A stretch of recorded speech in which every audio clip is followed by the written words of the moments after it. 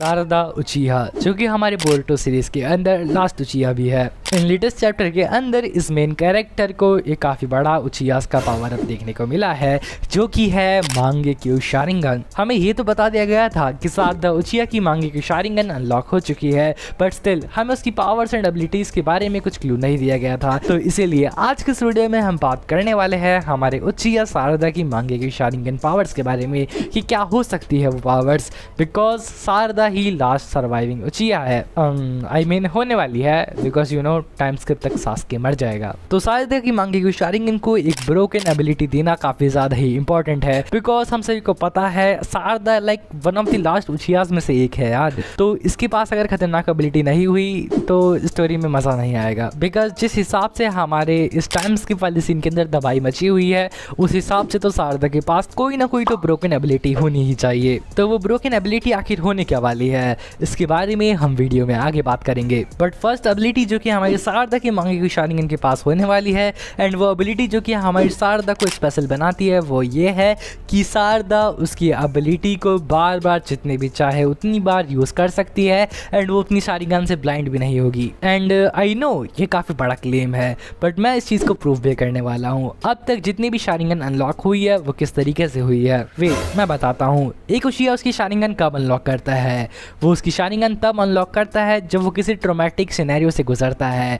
And then जब उसे उसकी शारिंगन को मांगेक्यू शारिंगन में कन्वर्ट करना होता है तो उसे हेट्रेड का रास्ता चुनना पड़ता है। उसे किसी अपने ही लव्ड वंस को हाथों से मारना होता है या फिर मरते हुए देखना होता है, एंड ये चीज़ काफ़ी ज़्यादा ही इंपॉर्टेंट होती है। फॉर एग्जाम्पल अगर हम हमारे इंदिरा को देखेंगे तो इंदिरा ने अशुरा के लिए हेट्रेड रखी थी, या फिर कहूँ तो उसके फादर के लिए हेट्रेड रखी थी। उस हेट्रेड के चक्कर में उसने उसके दो सबऑर्डिनेट्स को भी मार लिया था जो कि उसे ही सपोर्ट कर रहे थे, और इतने सारे हेटफुल काम कर लेने के बाद जाकर उसे मिली थी उसकी मांगेक्यू शारिंगन, जिसे अगर मैं द सिंबल ऑफ हेट्रेड कहूँ तो काफी अच्छा रहेगा। एंड इंदिरा को छोड़ो, अगर हम ओबिटो उचिहा को भी देखते हैं तो उसने भी सिंबल ऑफ हेट्रेड यानी कि मांगेक्यू शारिंगन को अनलॉक कर लिया था बाय वॉचिंग रिन्स डेथ।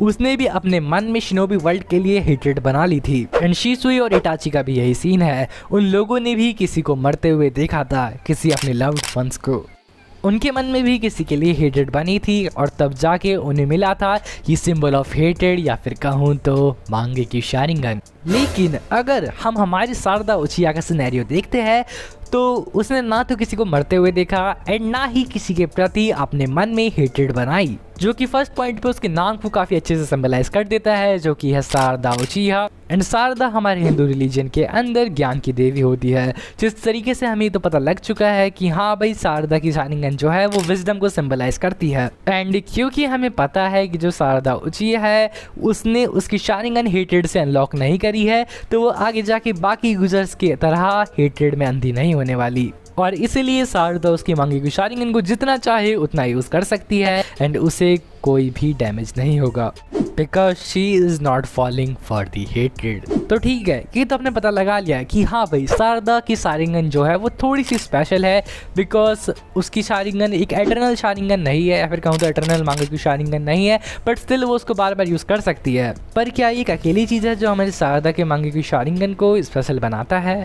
नहीं, और भी काफ़ी सारी चीज़ें हैं जो कि हमारी शारदा की मांगेक्यू शारिंगन को स्पेशल बनाता है। क्योंकि शारदा की मांगेक्यू शारिंगन एक अलग तरीके से अनलॉक हुई है, तो वो बाकी मांगेक्यू शारिंगन से बिल्कुल अलग होने वाली है। जिस तरीके से नॉर्मल मांगेक्यू शारिंगन के पास सिर्फ एक स्पेशल एबिलिटी एंड सुसानो की एबिलिटी रहती है, वैसा केस हमारे शारदा के साथ नहीं होने वाला है। उसके पास more than one special abilities होने वाली है, जिनमें से एक तो हो सकती है हमारी अमातेरासु ब्लैक इटर्नल फ्लेम्स। अब काफ़ी लोग कहेंगे कि हाँ भाई ये तो इटाची के पास थी, उसके बाद सास्के के पास आई, तो अब शारदा के पास ये कैसे आ सकती है? तो सबसे पहली चीज़ तो यही होगी कि हाँ भाई पहले इटाची के पास थी एंड उसके बाद सास्के के पास भी यही निकली, तो हो सकता है कि शारदा के पास भी यही रहे। एंड क्योंकि हमारी अमातेरासु को कोई बंदा क्रिएट नहीं करता है, इसे समन किया जाता है, तो या दैट मेक्स मोर सेंस कि हमारी शारदा के पास अमातेरासु तो एक पावर रहेगी ही। लेकिन अब हम बात करते हैं उसकी सिग्नेचर एबिलिटी के बारे में, वो एबिलिटी जो कि हमारे शारदा की मांगेक्यू शारिंगन को बताएगी कि हाँ ये है शारदा की मांगेक्यू शारिंगन। तो देखो, अगर हम शारदा की मांगेक्यू शारिंगन के पैटर्न को देखेंगे तो हम बता सकते हैं कि ये पैटर्न है एक सन का पैटर्न। बट मोर इम्पॉर्टेंटली इस पैटर्न के अंदर एक चीज़ खास है जो कि शायद ही किसी ने नोटिस करी होगी।